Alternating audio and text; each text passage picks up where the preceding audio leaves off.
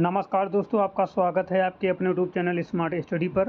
Friends, आज की यह क्लास यूपी पुलिस कांस्टेबल परीक्षा के लिए बहुत ही ज़्यादा महत्वपूर्ण है, क्योंकि इस क्लास से आपको एग्जाम में सीधे 10 से 15 क्वेश्चन देखने को मिलने वाले हैं। तो आप लोग इन सभी क्वेश्चनों को तैयार कर लो, ठीक है। तो बिना टाइम वेस्ट के आज की क्लास को हम स्टार्ट करेंगे। आज का हमारा पहला क्वेश्चन है कि उत्तर प्रदेश जमींदारी उन्मूलन और भूमि सुधार अधिनियम किस वर्ष पारित किया गया था। तो सही जवाब है ऑप्शन नंबर है 1950 में से पारित किया गया था। चलते, उत्तर प्रदेश पुलिस का विशेष पुलिस विंग जिसे ANFT कहा जाता है का पूरा नाम क्या है। तो इसका पूरा नाम है anti narcotics task force. Option number A बिल्कुल सही जवाब है। चलते हैं क्वेश्चन नंबर 2 पर। क्वेश्चन नंबर 2 हो चुका है। चलते हैं क्वेश्चन नंबर 3 पर। क्वेश्चन नंबर 3 है GST के तहत कंपोजिशन स्कीम का लाभ उठाने के लिए छोटे व्यवसायों के लिए अधिकतम टर्नओवर सीमा क्या है। 50 लाख रुपये, 75 लाख रुपये और 1.5 करोड़ रुपये, 2 करोड़ रुपये। तो इसका सही जवाब हो जाता है 1.5 करोड़ रुपये। ऑप्शन नंबर सी बिल्कुल सही जवाब है। चलते हैं क्वेश्चन नंबर 4 पर। क्वेश्चन नंबर 4 है वर्ष 2016 के विमुद्रीकरण के दौरान भारत सरकार ने किस विशिष्ट अधिनियम की धारा 26(2) का उपयोग करके 500 रुपये और 1000 के नोटों को बंद किया था। तो इसका सही जवाब है ऑप्शन नंबर बी, भारतीय रिजर्व बैंक ऑफ इंडिया यानी कि RBI के तहत अधिनियम 1934 के तहत, ठीक है। ऑप्शन नंबर ए, भारतीय रिजर्व बैंक, ठीक है। ऑप्शन नंबर बी बिल्कुल सही जवाब है। अगला क्वेश्चन है केंद्रीय खुफिया एजेंसियों के समन्वय के लिए अपनाया गया NATGRID यानी कि नेशनल इंटेलिजेंस ग्रिड प्रशासनिक रूप से किस मंत्रालय के अधीन कार्य करता है। रक्षा मंत्रालय, गृह मंत्रालय, इलेक्ट्रॉनिक्स और सूचना प्रौद्योगिकी मंत्रालय या प्रधानमंत्री कार्यालय PMO। तो इसका सही जवाब हो जाता है ऑप्शन नंबर बी, गृह मंत्रालय के अधीन कार्य करता है। अगला क्वेश्चन नंबर 6 है उत्तर प्रदेश के किस जिले में सर्वप्रथम अक्षय पात्र उत्तर प्रदेश विकेंद्रीकृत रसोई की शुरुआत की गई थी। लखनऊ, वाराणसी, मथुरा या गोरखपुर। तो 6 का सही जवाब हो जाता है मथुरा में। ऑप्शन नंबर सी बिल्कुल सही जवाब है, मथुरा में। अगला क्वेश्चन नंबर 7 है साइबर अपराध में इस्तेमाल होने वाले रैंसमवेयर का मुख्य उद्देश्य क्या है। साइबर अपराध में इस्तेमाल होने वाले रैंसमवेयर का मुख्य उद्देश्य क्या होता है। तो इसका सही जवाब हो जाता है ऑप्शन नंबर बी, डेटा को इनक्रिप्ट करके उसे अनलॉक करने के लिए फिरौती मांगना। बी बिल्कुल सही जवाब है, ठीक है। अगला क्वेश्चन नंबर 8 है प्रकाश संश्लेषण की अप्रकाशिक अभिक्रिया क्लोरोप्लास्ट के किस भाग में संपन्न होता है। तो ये जो संपन्न होता है ये स्ट्रोमा में। ऑप्शन नंबर बी बिल्कुल सही जवाब है। अगला क्वेश्चन नंबर 9 है भारतीय संविधान के किस अनुच्छेद के अंतर्गत अंतर्राष्ट्रीय शांति और सुरक्षा की अभिवृद्धि का उल्लेख राज्य के नीति निर्देशक तत्व में किया गया है। तो 9 का सही जवाब हो जाता है ऑप्शन नंबर डी, अनुच्छेद 51। क्वेश्चन नंबर 10 है उत्तर प्रदेश राजस्व संहिता यूपी रेवेन्यू कोड के अनुसार खतौनी में कुल कितने कॉलम होते हैं। 12, 13, 14 या 15। तो 10 का सही जवाब हो जाता है 13 कॉलम होते हैं। ऑप्शन नंबर बी बिल्कुल सही जवाब है। आप लोग कमेंट करके बताइए कि आपके 10 में कितने सही हुए, कितने बच्चों के 10 में 10 सही हुए, कमेंट करके जल्दी से बता दीजिए। हम चलते हैं क्वेश्चन नंबर 11 पर। क्वेश्चन नंबर 11 है कि निम्नलिखित में से कौन सा देश सार्क का संस्थापक सदस्य है लेकिन बिम्स्टेक का सदस्य नहीं है। तो इसका सही जवाब हो जाता है ऑप्शन नंबर सी, पाकिस्तान। अगला क्वेश्चन नंबर 12 है मानव शरीर में वसा फैट का संचय मुख्य रूप से किस ऊतक टिश्यूज में होता है। तो इसका सही जवाब हो जाता है एडिपोक ऊतक में, एडिपोक ऊतक में, ठीक है। ऑप्शन नंबर बी बिल्कुल सही जवाब हो जाता है, ठीक है। चलते हैं क्वेश्चन नंबर 13 पर। क्वेश्चन नंबर 13 है उत्तर प्रदेश के किस खेल में बुंदेलखंडी लोक नृत्य ख्याल नृत्य मुख्य रूप से किस अवसर पर किया जाता है। फसल की कटाई पर, विवाह के अवसर पर, पुत्र जन्म के उत्सव पर या फिर सावन के महीने में। तो 13 का सही जवाब हो जाता है पुत्र के जन्म के उत्सव पर। ऑप्शन नंबर सी बिल्कुल सही जवाब है। ऑप्शन नंबर सी बिल्कुल सही जवाब है। अगला क्वेश्चन है आंतरिक सुरक्षा के संदर्भ में AFSPA सशस्त्र बल विशेष शक्तियाँ अधिनियम सबसे पहले किस वर्ष लागू किया गया था। तो 14 का सही जवाब ऑप्शन नंबर बी, 1958। अगला क्वेश्चन नंबर 15 है कि भारत में वस्तु एवं सेवा कर GST लागू करने का सुझाव सर्वप्रथम किस समिति ने दिया था।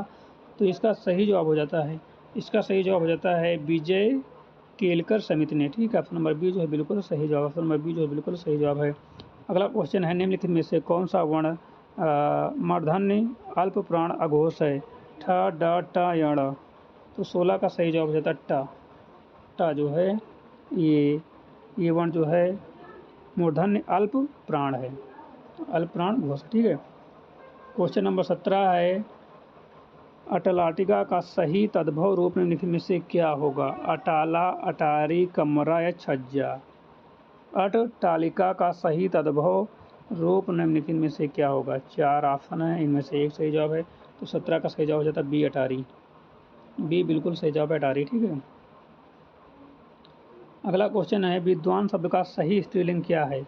विद्वान शब्द का सही स्त्रीलिंग क्या है? विद्यावती, विद्यावाती या विद्यावती या विदुषी या विद्वानी? विद्वान शब्द का सही स्त्रीलिंग तो 18 का हो जाता है विदुषी। ठीक है। विदुषी जो है विद्वान शब्द का सही संधि स्त्रीलिंग है। ठीक है। अगला क्वेश्चन 19 नंबर हुआ, कुल्हाड़ी से वृक्ष काटता है, इस वाक्य में से किस कारक की विभक्ति है? वह कुल्हाड़ी से वृक्ष काटता है, इस वाक्य में से किस कारक की विभक्ति है? तो 19 का सही जवाब है करण कारक। अगला क्वेश्चन है, मृगांक निम्नलिखित में से किस शब्द का पर्यायवाची है? मृगांक निम्नलिखित में से किस शब्द का पर्यायवाची है? तो 20 का सही जवाब हो जाता है सी, चंद्रमा का। ठीक है, चंद्रमा का। अगला क्वेश्चन है, क्वेश्चन नंबर 21 है, उन्मेष शब्द में किस उपसर्ग का प्रयोग हुआ है? उन्मेष शब्द में किस उपसर्ग का प्रयोग हुआ? उन, उद, उप या उ? उन्मेष शब्द में निम्नलिखित में से किस उपसर्ग का प्रयोग हुआ है?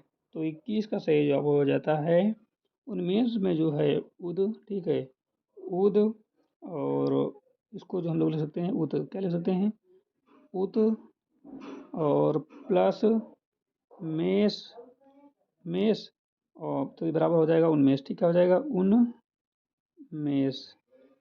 तो ये जो है सही जवाब है ऑप्शन नंबर कौन सा? 21 का सही जवाब है बी।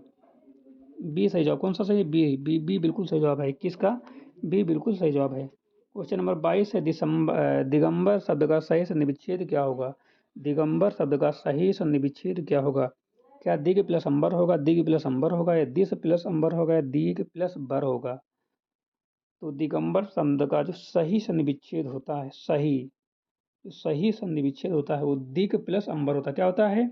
दिग प्लस अंबर। बी वाला सही है, दिग प्लस अंबर बिल्कुल सही जवाब है। बी जो है बिल्कुल सही जवाब है, दिग प्लस अंबर। अगला क्वेश्चन है, त्रिलोचन यानी कि 3 नेत्रों वाले अर्थात शिव में कौन सा समास है? त्रिलोचन 3 नेत्रों वाले अर्थात शिव में कौन सा समास है? द्विग समास, बहुब्रीहि समास, द्वंद्व समास या कर्मधारय समास? त्रिलोचन 3 नेत्रों वाले अर्थात शिव में कौन सा समास है? द्विग समास है, बहुब्रीहि समास है, द्वंद्व समास है या कर्मधारय समास है? तो 23 का सही जवाब बहुब्रीहि समास। कौन सा है? बी, बहुब्रीहि समास है। ऑप्शन नंबर बी जो है बिल्कुल सही जवाब है। 23 में बी बहुब्रीहि समास है। अगला क्वेश्चन 24 नंबर है, उदित उदयगिरी मंच पर रघुवर बाल पतंग।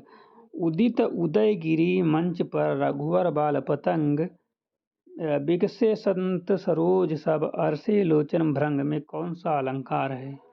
उपमा अलंकार है, रूपक अलंकार है, उत्प्रेक्षा अलंकार है, श्लेष अलंकार है?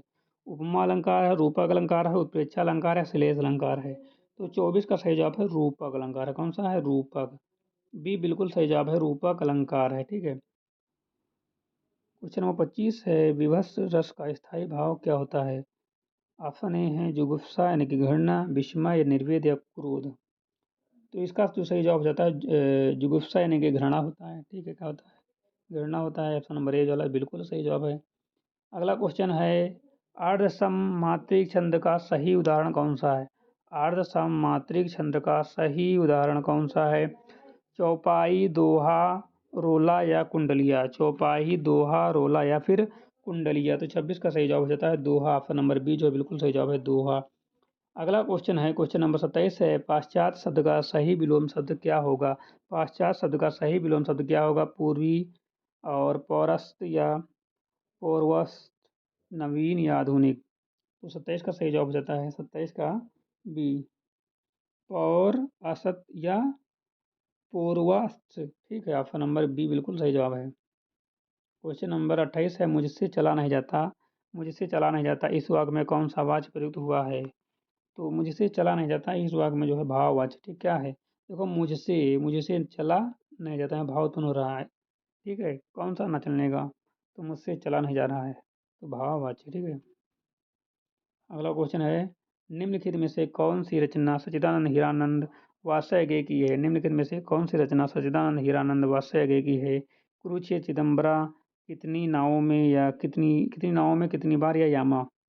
तो 29 का सही जवाब है कितनी नावों में कितनी बार, या निम्नलिखित में से सच्चिदानंद हीरानंद वात्स्यायन आगे की जो है रचना है कितनी नावों में और कितनी बार। सी बिल्कुल सही जवाब है। कौन सा? सी बिल्कुल सही जवाब है, ठीक है। अगला क्वेश्चन है, साहित्य अकादमी पुरस्कार प्राप्त करने वाले प्रथम हिंदी लेखक कौन थे? साहित्य अकादमी पुरस्कार प्राप्त करने वाले प्रथम हिंदी लेखक कौन थे? तो 30 का सही जवाब है माखनलाल चतुर्वेदी। इनको जो है ये इनकी एक रचना थी हिम्मत रंगड़ी की, ठीक है। क्या थी? हिम्मत रंगड़ी के लिए जो 1955 में कब मिला था? 1955 में इनको जो है मिला था साहित्य अकादमी पुरस्कार, ठीक है। किनको? माखनलाल चतुर्वेदी को, ठीक है। ऑप्शन नंबर बी जो है बिल्कुल सही जवाब है, ठीक है। तो आज की क्लास यहाँ पर समाप्त होती है। इस क्लास को हमने बहुत जल्दी जो है कवर करने की कोशिश की है। मात्र 9 से 10 मिनट इस क्लास के लिए हमने लिए हैं। तो यदि इतनी कम समय में और इतने ज़्यादा क्वेश्चन करा दिए जाएँ तो इससे अच्छा क्या हो सकता है। तो आप लोग ऐसे ही इंपॉर्टेंट क्वेश्चन कम समय में देखने के लिए स्मार्ट स्टडी यूट्यूब चैनल को सब्सक्राइब कर लो, बेल आइकन को प्रेस कर लो, ताकि आने वाले वीडियो का नोटिफिकेशन सबसे पहले आप लोग को मिल सके। मिलते हैं नई क्लास, तब तक के लिए जय हिंद।